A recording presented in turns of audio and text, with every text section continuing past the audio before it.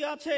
তার মধ্যে অন্যতম একটি কারণ তিনি তুলে ধরেছেন ইনফেরিয়রিটি কমপ্লেক্স, হীনম্মন্যতায় ভোগা। আজকে আহলে হাদিসদের হীনম্মন্যতায় ভোগার একটা উদাহরণ আপনাকে দেই। সেকুলারিজম এবং ন্যাশনালিজমের বিরুদ্ধে উনি বলেছে। উদাহরণটা বুঝতে হলে একটু সেকুলারিজম বুঝবেন, একটু ন্যাশনালিজম বুঝবেন। উনি বলেছেন কওমিয়াত, কওমিয়াত মানে ন্যাশনালিজম। কওমিয়াতের যে মূর্তি আছে এই মূর্তি আমাদের ভেঙে দিতে হবে। ন্যাশনালিজমের যে মূর্তি আছে এই মূর্তি আমাদের ভেঙে দিতে হবে। সেকুলারিজমের যে মূর্তি আছে এই মূর্তি আমাদের ভেঙে দিতে হবে। এই সেকুলারিজম, এই ন্যাশনালিজম তাগুত এবং শিরকের কাছাকাছি মহা অন্যায় এবং মহা অপরাধ।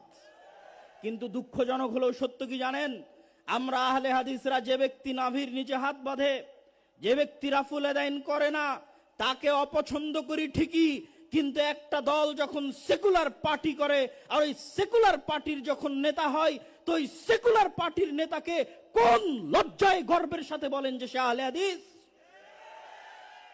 তওবা করা উচিত। একটা সেকুলার পার্টির নেতা কিভাবে আহলে হাদিস হতে পারে? আজকে আহলে হাদিসদের হীনম্মন্য মনোভাবের সবচেয়ে বড় প্রমাণ হচ্ছে কোথায় কোন ছাত্র নেতা, কোথায় কে আন্দোলন করলো, তারা সেকুলার, তারা লালনবাদ, অথচ আহলে হাদিস আলেম গর্ব করে বলে যে তারা উমুক আহলে হাদিসের উমুক। নাউজুবিল্লাহ মিন যালিক। আহলে হাদিসদের এই হীনম্মন্য মনোভাব থেকে বেরিয়ে আসতে হবে। একজন আহলে হাদিস রিকশা চালক একজন সেকুলার দলের নেতার চেয়ে হাজার গুণ ভালো।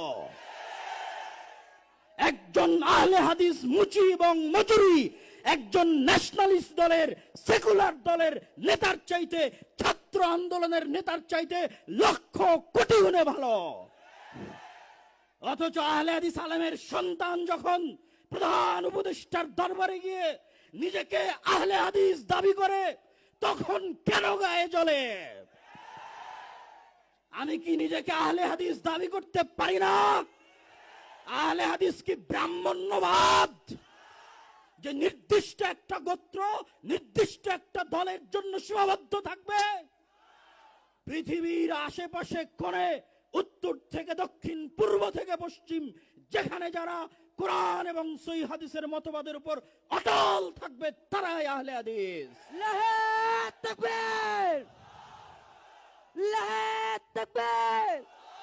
আব্দুর রাজ্জাক বিন ইউসুফ কোনদিন বাংলার মাটিতে শিরক এবং বিদআতের সাথে আপোষ করেনি। আব্দুর রাজ্জাক বিন ইউসুফের সন্তান হিসেবে যদি কোনদিন শিরক এবং বিদআতের সাথে আপোষ করতে হয়, দাওয়াতি কাজ বন্ধ করে দেব, তবু শিরক এবং বিদআতের সাথে আপোষ করব না। এই আপোষহীন মানসিকতার নাম আহলে হাদিস। আর একজন আহলে হাদিস আলেমের সন্তান হিসেবে, আহলে হাদিস আকীদা লালনকারী হিসেবে পৃথিবীর যে প্রান্তে আমাকে উপস্থিত করা হোক না কেন, পৃথিবীর যে কোনো জায়গায় আমাকে ডাকা হোক না কেন, সেই প্রত্যেক জায়গায় আমি নিজেকে আহলে হাদিস বলেই পরিচয় দিব। আর গর্বের সাথে বলতে চাই যে একটা সেকুলার পার্টির নেতার চাইতে, লালন মতবাদে বিশ্বাসী নেতার চাইতে একজন আহলে হাদিস রিকশা চালক, একজন আহলে হাদিস দিন মজুর, যার আকীদা সালাফি, যার বিশ্বাস সঠিক, সে বেশি ভালো, বেশি কল্যাণকর আল্লাহ সুবহানাহু ওয়া তাআলার নিকটে। অতএব আহলে হাদিসদেরকে আপোষকামী মনোভাব থেকে বের হয়ে আসতে হবে। এই আপোষকামী মনোভাবের কথা আল্লামা আব্দুল্লাহিল কাফি আল কুরাইশি তার ইনফেরিয়রিটি কমপ্লেক্স আহলে হাদিস পরিচিতি বইয়ের মধ্যে তুলে ধরেছেন। সম্মানিত উপস্থিতি, আহলে হাদিসদের আপোষহীন হতে হবে, নিজেকে নিয়ে গর্ব করতে শিখতে হবে, আহলে হাদিস জাতিকে নিয়ে গর্ব করতে শিখতে হবে। আহলে হাদিস পরিচিতির মধ্যে আহলে হাদিসদের কি দায়িত্ব এবং কর্তব্য তার গুরুত্বপূর্ণ দিক নির্দেশনাও আল্লামা আব্দুল্লাহিল কাফি আল কুরাইশি রাহিমাহুল্লাহ দিয়ে গেছেন। আরো গুরুত্বপূর্ণ দিক নির্দেশনা আল্লামা ইবতিসাম ইলাহি জহির হাফিজাহুল্লাহ তিনি আপনাদের সামনে দিয়ে গেলেন। আমি আমার বক্তব্য দীর্ঘায়িত করছি না, বক্তব্যের শেষে এতটুকুই বলবো, আল্লাহ সুবহানাহু ওয়া তাআলা বলেছেন ওমাই ইয়াকফুর বিত্তাগুত, আগে তাগুতকে অস্বীকার করতে হবে। ইব্রাহিম আলাইহিস সালাতু ওয়াস সালাম বলেছেন যে ইন্না বুরাউম মিনকুম, তোমরা যেই সমস্ত শিরকের ইবাদত